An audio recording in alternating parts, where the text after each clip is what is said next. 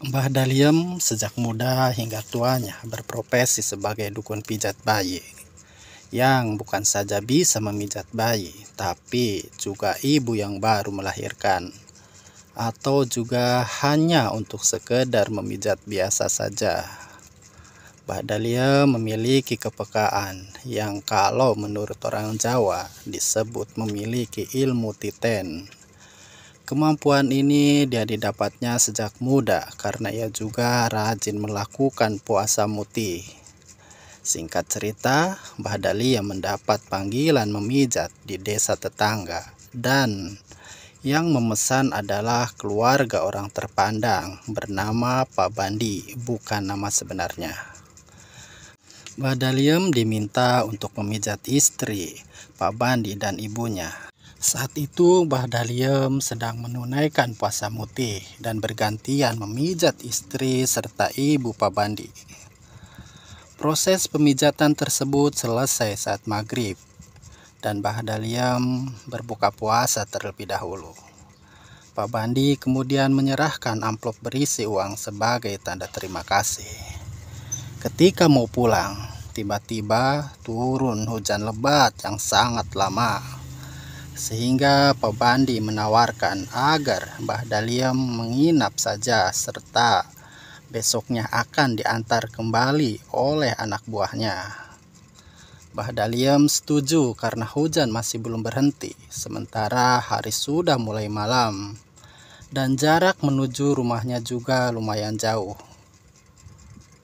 Ketika sedang bersantai, Mbah Daliem melihat di dekat dapur ada nasi putih berisi lauk ikan, kepala ayam, dan bokong ayam dengan dibungkus daun jati. Mbah Daliem pun tertarik dan menanyakan kepada pembantu Pak Bandi yang tidak mengetahui secara persis untuk apa sesajen itu.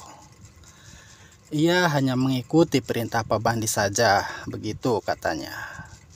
Saat tengah malam, karena sudah menjadi kebiasaan, Mbah Daliem terbangun untuk menunaikan sholat tahajud. Kemudian ia berjalan sendiri ke kamar mandi karena tak enak membangunkan orang. Mbah Daliem secara perlahan membuka pintu dan ia terkejut ketika melewati dapur. Di sana ada seekor kucing hitam yang sedang memakan sesajen tadi. Mbah Daliem ketakutan ketika memperhatikan kucing itu, karena ternyata kepalanya berbentuk kepala manusia dan itu merupakan kepalanya Pak Bandi. Karena rasa takutnya itu, Mbah Daliem kembali ke kamar dan memutuskan untuk tidak jadi melaksanakan sholat tahajud. Keesokan harinya, Mbah Daliem pamitan dan ketika sampai di rumah, mendengar kabar bahwa salah seorang karyawan Pak Bandi meninggal dunia. Mbah Daliem yang memang peka tidak terlalu terkejut, apalagi setelah itu di hari yang sama Jumat Kliwon, seorang karyawan Pak Bandi meninggal lagi. Karyawan itu meninggal dalam kecelakaan, dan di setiap pemakaman warga pasti melihat ada seekor kucing hitam yang hadir di sana. Di tahun 2013, Pak Bandi dikabarkan meninggal dunia secara mendadak di waktu malam, sehingga baru keesokan harinya akan dimakamkan. Di sanalah terjadi keanehan demi keanehan saat menggali kuburan. Selalu dijumpai batu hingga berulang kali menggali lubang lain sampai menjelang maghrib. Keanehan berikutnya ketika akhirnya ada satu lubang kuburan yang bisa digunakan. Tubuh Pak Bandi seakan bertambah panjang sehingga tak muat untuk dikuburkan.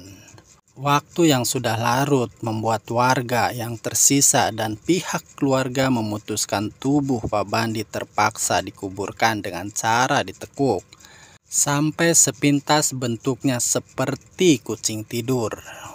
Warga hanya bisa mengurut dada, demikian pula Mbah Daliem yang sudah mengetahui secara langsung bahwa Pak Bandi adalah pelaku pesugihan.